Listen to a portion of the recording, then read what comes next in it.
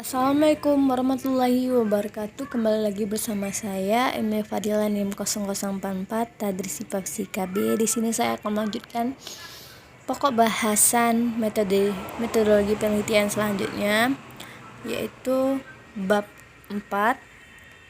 Pokok bahasan yang pertama menjelaskan pengertian deskripsi data hasil penelitian dan cara menyusunnya dengan contoh pada penelitian eksperimen deskriptif, korelasi, tindakan kelas, kepustakaan, dan mix.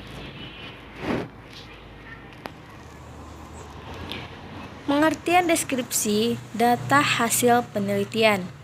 Bagian di dalam skripsi untuk mendeskripsikan atau menjelaskan data-data yang diperoleh pada saat proses pengumpulan data. Data yang dideskripsikan bisa berupa data primer dan data sekunder. Cara menyusun hasil dari sebagian besar studi penelitian ilmiah, yaitu yang pertama, jika data yang ada adalah data kualitatif, maka deskripsi data ini dilakukan dengan cara menyusun dan mengelompokkan data yang ada sehingga memberikan gambaran nyata terhadap responden. Yang kedua, jika data tersebut dalam bentuk kualitatif atau dalam angka, maka cara mendeskripsikan data dapat dilakukan dengan menggunakan statistika deskriptif. Untuk jenis yang pertama, yaitu jenis penelitian korelasi dengan judul skripsi, hubungan penggunaan pembelajaran daring dengan minat belajar fisika peserta didik SMA Negeri 15 Wajo yang ditulis oleh Nur Paisa. Adapun hasil penelitiannya ada dua, yaitu analisis statistik deskriptif.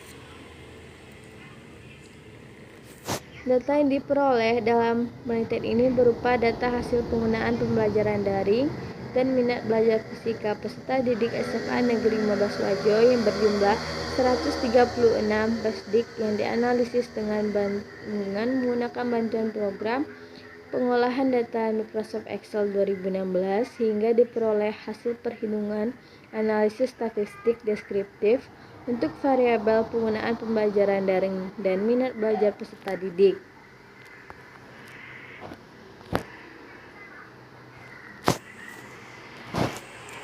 Yang kedua, analisis inferensial. Analisis inferensial digunakan untuk menguji hipotesis penelitian, yaitu untuk mencari hubungan antara penggunaan pembelajaran daring dengan minat belajar peserta didik.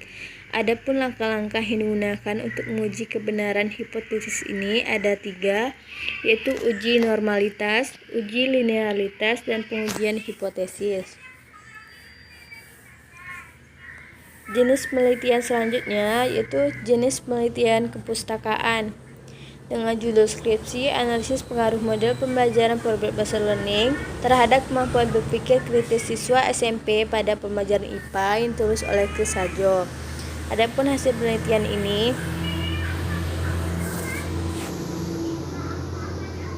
sebagai berikut.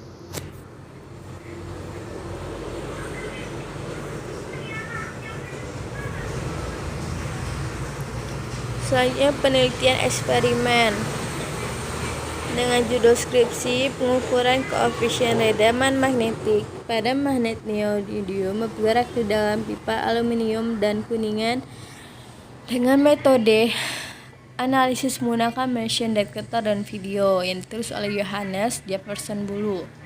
Adapun hasil penelitiannya sebagai berikut.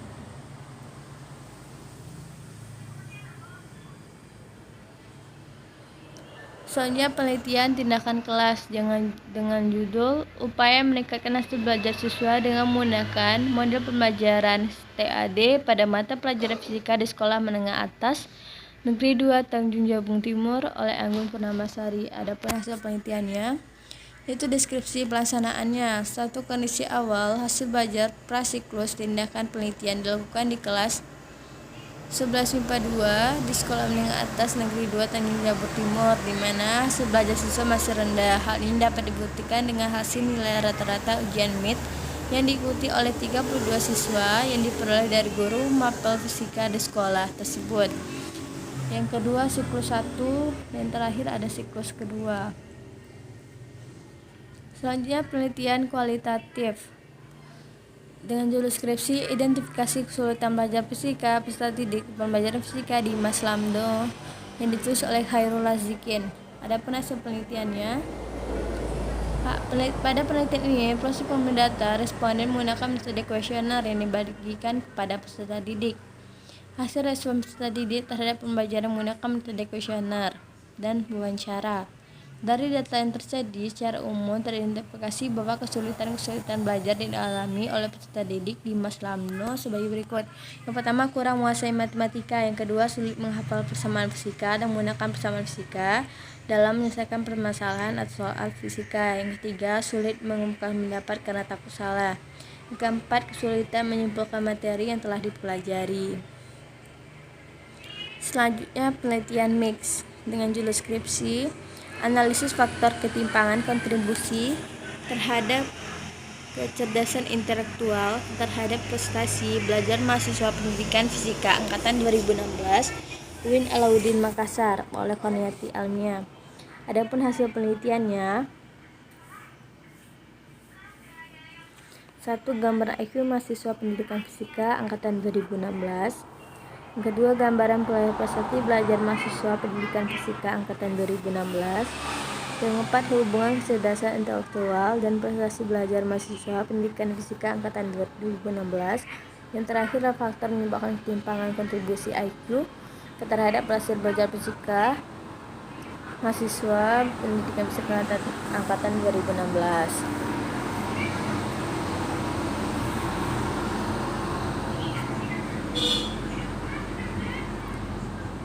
Selanjutnya, menjelaskan hasil penelitian untuk setiap tahap pada model-model penelitian R&D. Untuk penelitian R&D ini diambil sebuah skripsi dengan judul Pengembangan Media Pembelajaran Fisika Berbasis Android menggunakan Adobe R for Android pada pokok bahasan usaha dan energi untuk siswa SMA dan MA yang ditulis oleh M. Zulfar.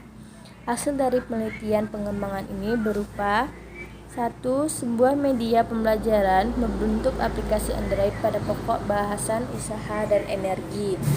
Yang kedua, penilaian isi atau materi dan desain oleh media ahli materi dan ahli media. Yang ketiga, penilaian guru, mapel fisika, dan siswa terhadap media yang telah dibuat. Setelah menentukan potensi masalah serta mengumpulkan data, peneliti dapat memulai desain yang memakai media pembelajaran. Media ini telah diteliti dan dikembangkan dengan mengacu pada model pengembangan ADDIE yang terdiri dari 5 tahap, yaitu analisis, desain, pengembangan, implementasi, dan evaluasi.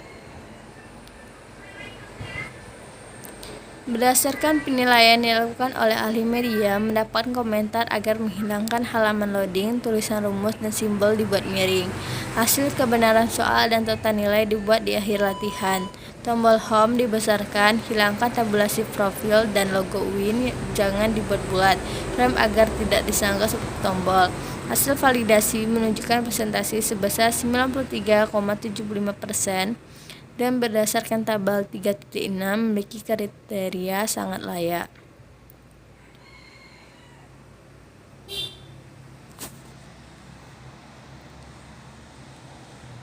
Berdasarkan penilaian dilakukan oleh materi, mendapatkan komentar atau saran agar menambahkan materi tentang hukum kekekalan energi, mekanik pada materi pembelajaran.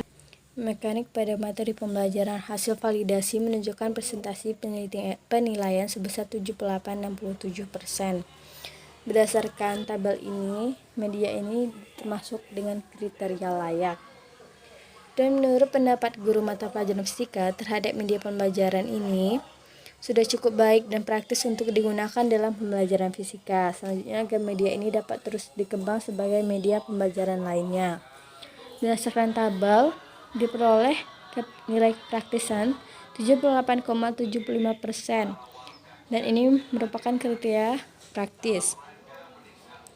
Selanjutnya, berdasarkan hasil penyebaran angket kepada siswa yang menjadi responden memberikan respon positif.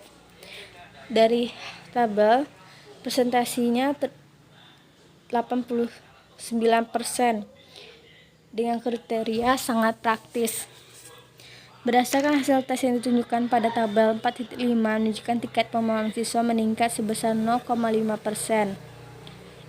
Media memiliki keefektifan yang dengan kriteria sedang, maka dapat disimpulkan bahwa media pembelajaran berbasis Android menggunakan Adobe L4 Android efektif untuk digunakan pada mapel fisika.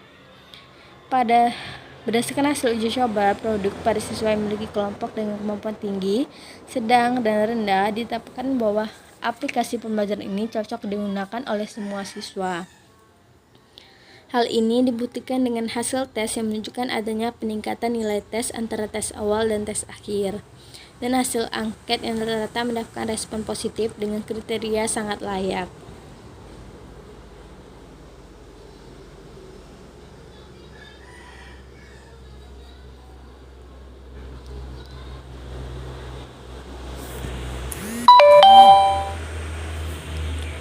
Selanjutnya, memperjelas analisis data hasil penelitian pada penelitian eksperimen, deskriptif, mix, dan korelasi dengan contoh.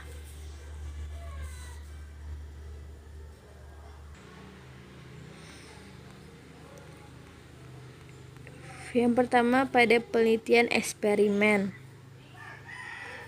Hasil penelitian, hasil dan pembahasan dibagi menjadi 7 bagian.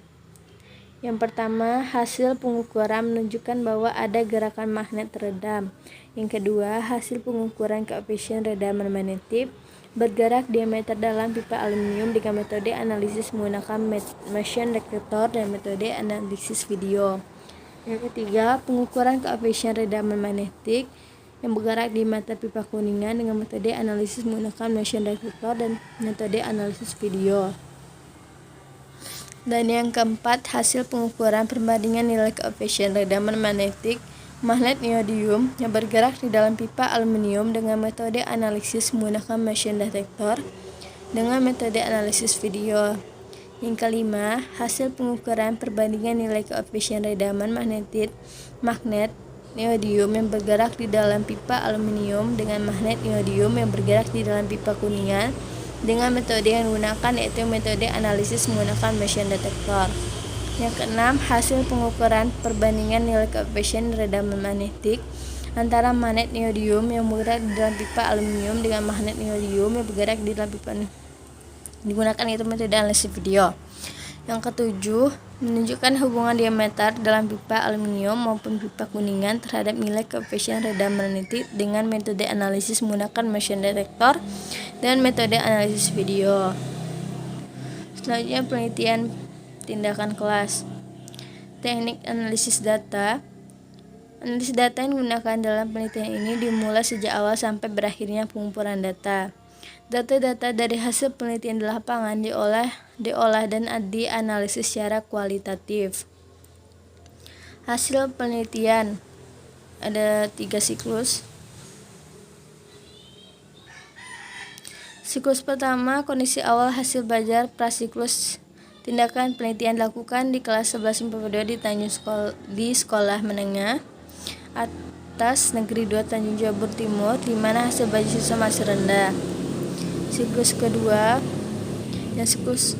siklus pertama dan siklus kedua, rancangan tindakan pada siklus 2 ini hampir sama dengan kegiatan pada siklus 1. Akan tetapi telah dilakukan beberapa perbaikan rencana tindakan yang didasarkan pada hasil refleksi di siklus 1. Pembahasan hasil peneliti. Aktivitas siswa selama proses pembelajaran berlangsung dapat diketahui melalui lembar pengamatan yang diisi oleh observer.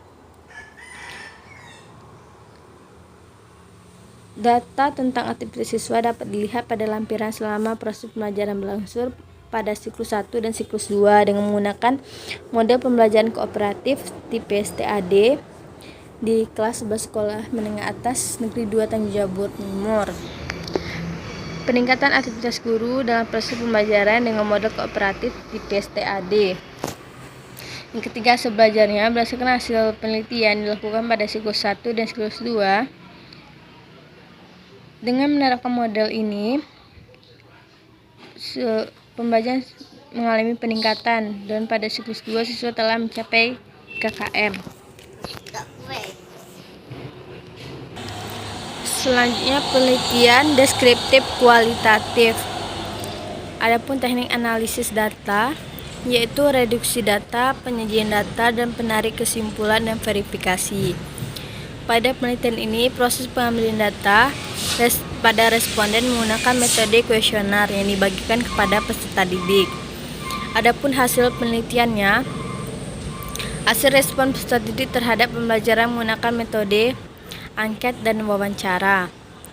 Ini merupakan respon peserta didik terhadap pembelajaran menggunakan metode kuesioner dan wawancara. Dan hasil selanjutnya itu dari data yang terjadi secara umum teridentifikasi bahwa kesulitan belajar dialami oleh peserta didik sebagai berikut. Ada 4, yaitu kurang menguasai matematika, sulit menghafal persamaan fisika, sulit menemukan pendapat karena takut salah, dan terakhir kesulitan menyimpulkan materi yang telah dipelajari.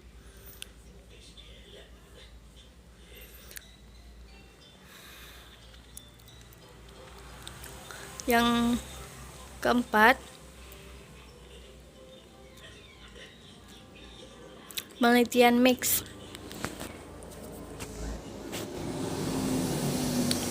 Teknik analisis data itu data kuantitatif dan data kualitatif. Adapun hasil penelitiannya, berikut gambaran IQ mahasiswa pendidikan fisika angkatan 2016. Ini disajikan tabel-tabel hasil dari gambaran IQ mahasiswa pendidikan fisika angkatan 2016. Yang kedua, gambaran perolehan prestasi belajar mahasiswa pendidikan fisika angkatan 2016.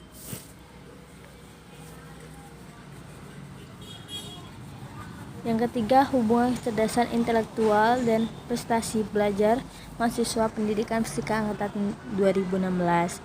Yang terakhir, faktor yang menyebabkan ketimpangan. Ada 4 faktor, yaitu faktor minat, faktor kedisiplinan, faktor kerajinan, dan faktor kebiasaan belajar.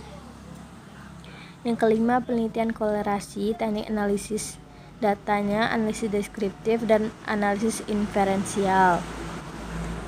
Adapun hasil penelitiannya, yang pertama, hasil analisis statistik deskriptif, yaitu menunjukkan bahwa pada awal proses pelajaran dimulai penggunaan pembelajaran daring, peserta didik masih semangat untuk mengikuti pembelajaran. Dilihat rentang 53-60 dengan presentasinya 50%, kemudian rentang 69-76 di mana tingkat penggunaan pembelajaran daring peserta didik semakin meningkat dengan presentasinya sebesar 29%. Itu merupakan hasil penelitian dari analisis statistik deskriptif. Dan untuk analisis inferensialnya ada 3 uji, yaitu uji normalitas, uji linearitas, dan pengujian hipotesis. Selanjutnya, menguraikan pembahasan penelitian dengan contoh. Pada bagian ini diuraikan pembahasan terhadap temuan-temuan penelitian telah dikemukakan dalam hasil analisis. Hal-hal yang perlu dilakukan peneliti sebagai berikut. Yang pertama, mengungkapkan, menjelaskan, dan membahas hasil penelitian. Yang kedua, menganalisis hasil penelitian dan temuan menggunakan pendekatan yang telah ditentukan. Yang ketiga, membahas hasil pengujian hipotesis dan mengungkapkan hasil penelitian temuan yang mengacu pada tujuan penelitian. Yang keempat, membahas apakah hasil penelitian temuan sejalan dengan teori atau tidak. Yang kelima, menguraikan hasil penelitian sebelumnya yang sejalan dengan hasil penelitian atau temuan tersebut. Contohnya di sini diambil dengan jenis penelitian R&D. Adapun ini pembahasannya, berdasarkan hasil pada tahap desain yang telah dilakukan, didapatkan bahwa produk aplikasi ini memiliki keunggulan, yaitu pada aplikasi ini penjelasan disertai dengan gambar dalam kehidupan nyata dan animasi yang dapat dioperasikan yang mendukung penjelasan agar siswa lebih paham akan konsep pembelajaran. Berdasarkan hasil penelitian dan analisis data, dapat disimpulkan bahwa pengembangan media pembelajaran fisika berbasis Android menggunakan Adobe Air for Android pada pokok bahasan usaha dan energi untuk siswa SMA dan MA sudah valid, praktis, dan efektif untuk digunakan sebagai penunjang pembelajaran pada mapel fisika pada pokok bahasan usaha dan energi. Dan yang terakhir, menguraikan keterbatasan penelitian. Keterbatasan penelitian menunjukkan kepada suatu keadaan yang tidak dapat dihindari dalam penelitian. Keterbatasan sering dihadapi menyangkut 2 hal. Yang pertama, keterbatasan ruang lingkup kajian yang terpaksa dilakukan karena alasan prosedural teknik penelitian ataupun karena faktor logistik. Yang kedua, keterbatasan penelitian berupa kendala yang bersumber dari adat, tradisi, etika, dan kepercayaan tidak memungkinkan bagi peneliti untuk mencari data yang diinginkan. Contoh keterbatasan penelitian. Kesadaran peneliti bahwa peneliti ini sangat memiliki beberapa keterbatasan yang meliputi: 1. Penelitian ini hanya mengambil sampel di Dinas Pengairan Aceh karena adanya keterbatasan waktu. Yang kedua, variabel diteliti sebagai faktor yang mempengaruhi pencegahan kecurangan hanya terbatas pada whistleblowing sistem pengendalian internal, budaya, organisasi, dan keadilan organisasi. Dan terakhir, penelitian ini tidak menambahkan teknik wawancara, sehingga peneliti tidak bisa memperoleh informasi secara langsung dari responden. Hal ini dikarenakan keterbatasan waktu yang ada. Demikianlah review materi yang ke-8 yang dapat saya sampaikan. Mohon maaf atas segala kekurangan. Terima kasih. Wassalamualaikum warahmatullahi wabarakatuh.